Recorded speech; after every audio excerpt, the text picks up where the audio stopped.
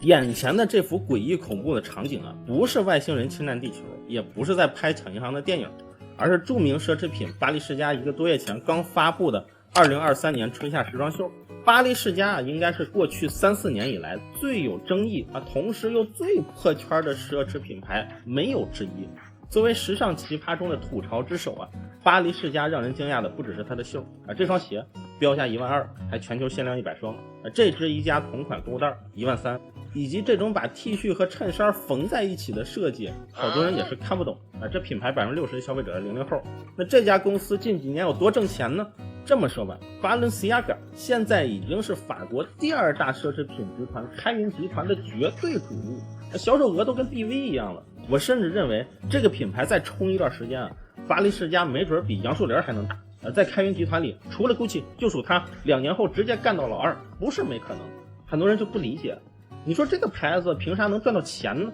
？18年跟中国阿姨起冲突也就算了，这一年一年的出的东西也不好看呀。再比如这个跟 Crocs 联名的运动鞋，也是离谱的妈妈都得开门话说做运动鞋的 Crocs 也是个神公司，5年涨2000%，比特斯拉还能打，长期是顶级标的华尔街看中的那自然是成本极低，贼能割，还能持续割，这组合简直是镰刀加镰刀了。大家好，我是大蜡烛今天我们聊聊时尚领域中的霸王花，奢侈品界的黑红营销鬼才巴黎世家。袜子鞋、老爹鞋、沙漏包，产品逢出必火，暴风雪、纽交所、克隆人，很多人都说它是真丑，秀场发布必上热搜，设计师明显跟富人有头，纯为吸引眼球，阴间的场秀，产品像耍猴。也有人说这才是潮流的尽头，设计师究竟是才高8斗还是新瓶旧酒？巴黎世家到底是不是后起之秀？它是怎么一步一步发展到现在的？这个品牌赚钱的逻辑是什么？视频最后也会讲一些搞品牌的干货。首先大家要知道巴黎世家这个名字跟巴黎实际半毛钱关系都没有不了解这个品牌的可能误以为什么巴黎的手工世家之类的，实际这品牌原本是先开在西班牙的。巴黎世家这个名字是创始人克里斯托巴尔·巴伦西亚加的姓的音译 Cristobal Balenciaga， 我们后面就简称他老巴吧。巴伦西亚加其实能算是整个20世纪服装设计大师里一个代表人物了，也是这个品牌的1代目设计师。要说创始人从小也是命苦，1895年出生在西班牙的一个渔村单亲家庭，父亲去世的早，母亲是个裁缝，他就跟着母亲给人家熨衣服，经常帮忙啥的，所以对服装的款式材质非常敏感。后来他跟妈妈很幸运，有了一个给侯爵夫人做衣服的机会，夫人很喜欢他，决定资助他学习时装。于是老巴就改了命了，伯爵夫人又是给资助又是给客户。在1919年，也是大流感的第2年，24岁的时候，巴伦西亚加开了人生中第1家精品时装店，生意还不错。所以从最开始，巴黎世家就是靠给西班牙的贵族们做高级定制起来的。早期确实是一个妥妥的高定品牌，一直到1937年，西班牙内战爆发，老巴才被迫把店搬到了巴黎乔治50大道，也是全世界最时尚的城市的核心区。为什么这人在设计大师名人堂中有一席之地呢？因为当年老巴也很敢于挑战传统，而且是他设计的东西真的是任何时代看确实很好看。在当时迪奥先生强调束腰的时候他设计了蚕茧状大衣和球状裙给女孩穿，意思是无论高矮胖瘦都能穿出女性服饰的美。在大家热炒太空迷你裙装的时候他能设计出前短后长僧侣服般的前卫婚纱和以一条车缝线剪裁而成的大衣。他不怎么在意人体的轮廓，或者说故意按照不符合人体轮廓的方向设计。他自己也说咱这不需要客户身材好或者好看，穿上咱家衣服都好看。比如像这种故意加宽腰部和肩部再比如这个1956年设计的前短后长的孔雀尾礼服，还有这个1961年设计的手稿迪奥先生和尖酸的香奶奶都公开表达过，这人水平极高，实际大家互相也算有竞争关系直到今天，巴黎世家品牌还在蹭这俩人夸奖老巴的话。后来老巴还教出了纪梵希这个学生，但如果客观的说鼎盛时期的巴伦西亚加肯定算大师，但也不能说远超同时代所有人。他的地位高我觉得很大一部分原因是他坚持很高龄了还在做衣服，把跟同时代的大佬都熬死了甚至在1968年他把巴黎世家店关了之后还在持续的做衣服。所以巴伦西亚加72年去世后，时尚界就会愈发觉得上一个高定的时代彻底终结了。这时候观众肯定有疑问啊，这个品牌68年关店了，然后呢？然后他就一直关着。老爸啊，甚至没有儿女，把遗产和品牌都给侄子们了。侄子们当然也没学高定手艺啊。后来啊，败家侄子们把这品牌卖了，卖给化学制造商了。因为化学制造商看中香水业务，想搞个牌子来整，买椟还珠了属于。后来各种被卖来卖去，如果没有开云集团收，兴许这牌子现在也整成飞利浦南极人了。所以巴黎世家其实是一个中断了极长时间的品牌。我认为这也可以解释为什么很多年后开云集团敢于用这个品牌做各种新潮奇葩无限突破传统的尝试。因为不管改成啥样，也不会跳出来一帮家族的人说你这是让我们做违背祖宗的决定啊。这里也说一下，开云集团早年是靠木材交易起家的，后来什么建筑啊造纸厂啊都干，99年才算彻底买下了GUCCI，01年才买的巴黎世家。但是一奢侈品牌中间停摆了几十年，这该咋解释呢？我看开云集团的品牌介绍还挺高情商的，人家是这么写的：直到1990年代末，这座时装屋一直处于沉睡的状态。2001年，开云集团重新开启这扇时尚之门，再次确立了 Balenciaga 作为时尚界最具影响力品牌之一的地位。实际都后继无人了。你在吗？开云买了巴黎世家后啊，执掌巴黎世家的关键设计师是尼克劳斯，我们就叫他小尼吧。他算是2代目吧，给这个杀手不太冷等奥斯卡经典影片设计过服装造型。尼克劳斯在巴黎世家的经历啊，非常戏剧性。原本他在半死不活的巴黎世家啊，摸了很多年了，但在被开云收购后啊，GUCCI 集团直接给小尼下指标，如果尼哥带领的巴黎世家到2007年不盈利，就得走人。没错，那会儿巴黎世家是给 GUCCI 管理团队管的，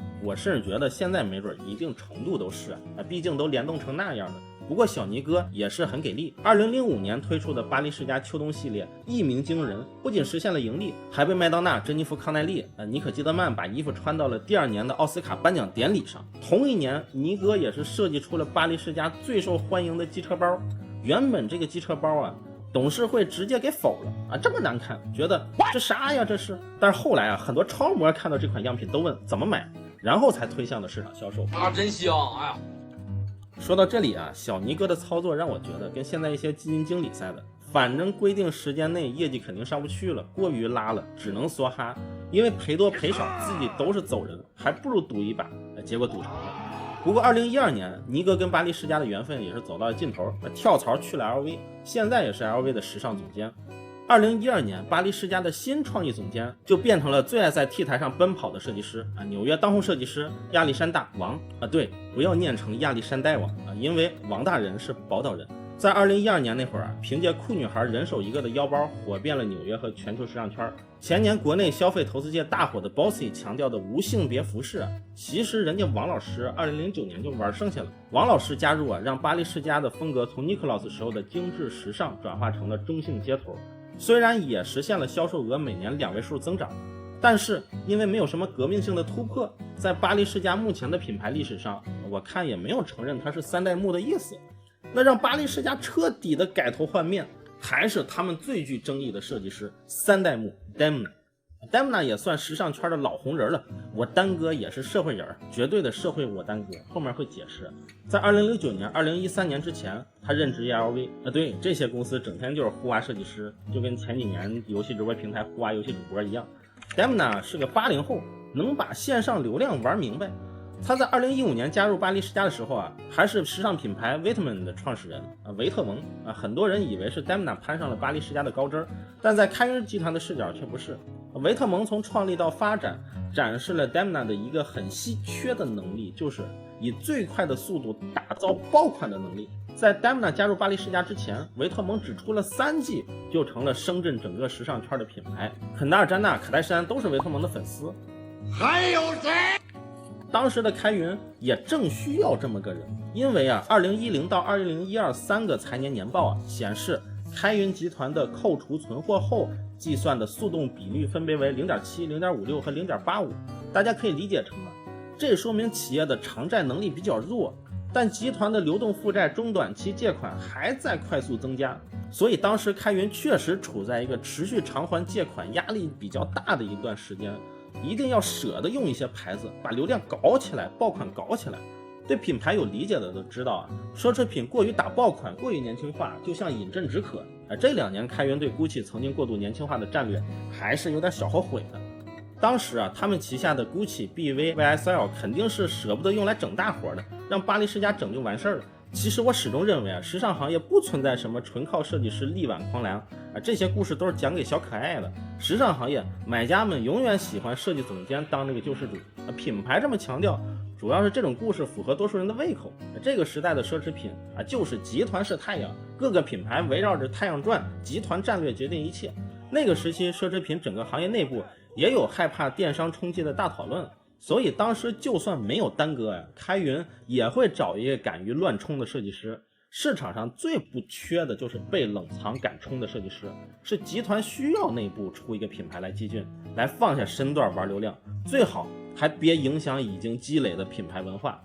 这就跟平台需要东方甄选起来，但大众都认为是董宇辉天赋异禀一样啊，实际只能说是起作用，但不起决定性作用。当然 Demna 还是有才华的，比如像下图这个袜靴，在当时还是非常先锋的设计，很多人无法理解。你说裤子不像裤子，袜子不像袜子，靴子也不像靴子。15年之后，巴黎世家实现了一步步的突破，引发了一次次的热议，在 Ins 上和 Snapchat 上声量拉满。当然更重要的还是能卖货啊！16年丹哥又设计出了火遍全世界的老爹鞋和袜子鞋，这2款鞋见过的请扣一。到2017年下半年，巴黎世家的成衣和鞋子的销售增长速度甚至超过了开云集团头牌 GUCCI， 成为了集团第一。00后都太喜欢了。这儿可能有人有疑问了，那任何一个牌子搞黑红营销不就得了？但为啥都成不了 Demna 呢？巴黎世家的团队这一点洞察的特别高级，把这一代有钱年轻人的需求分析的透透的。他们知道这代年轻人里，就算是已经有了很多钱，但很多人是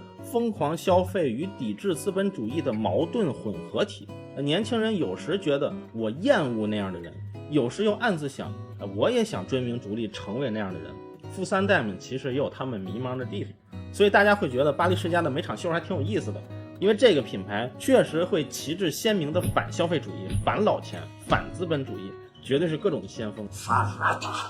甚至有时还反时尚行业。是的，你没听错。举个例子，比如我们视频开头那一场秀，设定的背景是在纽交所，开市的钟声一响，背景音乐就让你很不适。我猜啊，他可能是想表达人从学生时代到投行大佬成长的变化。黑色的交易啊，有点像绑匪。纽交所这帮人跟抢银行的，在作者眼里也没啥区别。而且无论是头发的鲜艳颜色还是亮丽多变的服饰，都掩盖不住。只要在这个场域里，每个人本身都是千篇一律，毫无个性，甚至是不敢露面的。为啥我说 Demna 社会呢？因为他从小就是在底层里爬出来的。出生于格鲁吉亚，那会儿还属于苏联，小时候很穷，是打仗流离失所的那种穷。所以身为3代目的他，在经历上还和1代目挺像的，也算是继承火之意志吧。Demna 从小都得捡哥哥姐姐的衣服穿，所以他设计的很多款式啊，袖子明显长的不行，大量的 oversize 的风格，以及小时候买不起棉服啊，只能里3层外3层的穿。后来他把多层衣服的感觉甚至融入到了最贵的单品里，还挺励志的，颇有。我小时候是买不起单层大衣，长大后我便要设计出多层大衣，反向报答有钱人审美的感觉。没有底层视角，根本开不出这种脑洞。人家就是要讽刺审美和时尚本身，让有钱的弟弟们觉得，相比别的牌子，他至少是在坦诚的割。大家都是聪明人，要割我你就直接点。到这里就又有一些值得讨论的东西，比如审美到底有没有层次？其实揭开难堪的历史啊，从古到今，绝大多数艺术和设计都是服务于权贵的。无论是我们的故宫，还是前段时间被泼饮料的法国的蒙娜丽莎。而 Demna 的这一设计手法，是把从平民百姓的匮乏生活中抽取出来的元素直接放到奢侈品的元素中。那我们后面也会讲这种品牌打法的缺点。但如果一定从艺术角度说，也可以说这是后现代主义。后现代主义其实是对现代主义极简的批判。一般的处理手法就追求华丽的色彩、浮夸的造型。60年代美国的 pop 运动也是追求色彩艳丽，造型得幽默。不过品牌老这么搞，未来也会暴露缺点，就是缺乏自身文化的坚实依据。比较好用的方法就是，如果你的品牌太新，尚且没有品牌文化，那你就多拥抱科技。比如巴黎世家也会在秀里玩数字换脸啊，用 AI 写背景音乐啊，但这样你会很累。品牌的动作一直要不停的变形，越是这样，越是难以有定海神针一样的品类出来。老爹鞋现在热度也明显下去了，最火的时候虽然也偶有搭售行为，但是今年各个渠道打折开始越来越多。反观爱马仕，为了买他们的包啊，配货能配到啥程度呢？再离谱的单品也能给卖出去，像这个草泥马90万，这个垃圾桶6万，咱也不知道是套垃圾袋还是不套垃圾袋。苍蝇拍2000块，这个砸核桃板最贵接近1万一套，买回来正好多吃点核桃补补脑子。以及这个开始我以为是恶搞，但确实不是恶搞的工地套装，2000块的卷尺加18000的安全帽，工头们可以考虑买。这些单品也是利润的重要来源，而且你并不知道要忍受买多少奇怪的产品才能有买经典包的资格，所以才会有老哥气得去 SCKP 拉横幅啊！你妈退钱！所以在商品交易中，当一个品类强到极致，它就是不标价的。不过巴黎世家在营销上展现的叛逆感与科技感，肯定还能在它目前的档位再保持2-3年的竞争力，对集团来说也够了。有时我也在想，国内的企业怎么才能享受品牌的复利呢？或者说这些打法适合国内企业吗？在视频的最后啊，我们也从这个角度说一下制衣制鞋企业国内国外巨头的一些区别。其实单就生产来说，无论是奢侈品牌和普通品牌，产能都是过剩的。95%奢侈品牌近几年都进入了工业品阶段。奢侈品牌处理过剩的方式一般还是直接销毁。18年巴宝莉甚至在自己的财报里写销毁了3700万美元的衣服和香水。世界奢侈品巨头老三利丰集团也是2年时间就销毁过4.3亿英镑的手表。虽然巴宝莉承诺不再这样做了，但这些只是冰山一角，水下有非常多的品牌都采用类似的做法，这些动作都是格外的小心翼翼。LVMH 也会在年报里说会销毁库存。总体来说，为了品牌他们是不太在乎公众的反应。国际大资本主要也是做品牌的并购游戏，关键是在设计上造神。所以西方国家诞生的品牌很关键的一步就是一定要玩倒牛奶的游戏，而他们的买手岗位更像是中台，目的是在长期的品牌价值与短期的本土商业价值之间找平衡。反正企业文化就是设计 YYDS， 国外是先有的设计再有的产业，但我们国内服装业则是先有的产业再有的设计。如果你是个国内普通品牌，多数处理不了的库存还是进入了很多大型的库存市场，把标减了，以出厂价1/10甚至1/20的低价销售到库存市场。所以义乌库存街1块钱一件衣服卖全球是这么来的。当然也有很多流通到夜市各种小店或者是线上网店。因此国内制衣企业老板们最关心的就是周转天数，国内投资者关心的则是库存周转率及销售产品的物料成本除以平均库存。哪怕是已经是服饰巨头了，也没有资格去玩倒牛奶的游戏。当然就算未来本土品牌起来了，有资格了也不见得这么做。我们的主流价值观本身也不是很支持这种。国内的观念是以使本为一体，半丝半缕，横面物力为艰。所以国内企业即便是做品牌的思想，多数还是我把东西做出来，尽量让大家用了，我获得报酬的思维方式。那就只能在产业端去逼自己。不过在这种机制下，我们也慢慢生长出了西音这种公司是全球下载量第一的购物应用，也是全球最大的快时尚女装平台。是的，下载量已经超过亚马逊了。全球下载量第一的购物应用是个中国公司做的，可能很多人没听过，因为他们只做海外市场，把海外服装价格卷到了4-5美元。老板也非常低调，现在是全球估值第3高的初创公司，1000亿美金，只比字节和 SpaceX 低。拼多多现在市值才800亿美金。近2年西音的崛起靠的是国内纺织业智能化数字化的升级，在产业链条的上游也有很多新的 B2B 平台公司出来，更深的数字化转型还在进行当中。所以我认为国内企业与其像前几年说的学习国外的买手制不如继续深耕数字化，然后搞出海。这个既是我们的基因，也是我们未来的优势。新媒介渠道产生的新数据一定会和智慧工厂产生深度结合的新形态。微笑曲线突围，大国产业的崛起都是用阳谋打名牌。以前中国的优势是5分钟生产2000件相同的衣服，以后的目标是会变成5分钟生产2000件不同的衣服。当然在数据与技术上积累了磅礴势能后，也有太多非遗工艺可以深挖了。例如沉寂许久的缂丝云锦，有时候看一看一些非遗缂丝手艺人修复龙袍的文章视频，才会觉得原来法国高定的苛刻与精确与寸丝寸金的滚幅比，竟是差若天渊。这些手艺人现在也会用这些技法制作很多价格适当、多数人可消费的产品。或许他们早已不在乎名利场上的浮沉，不在乎堂前飞燕飞向谁家。我是大蜡主，喜欢我的视频的话，还希望给我个一键3连。我们下期再见。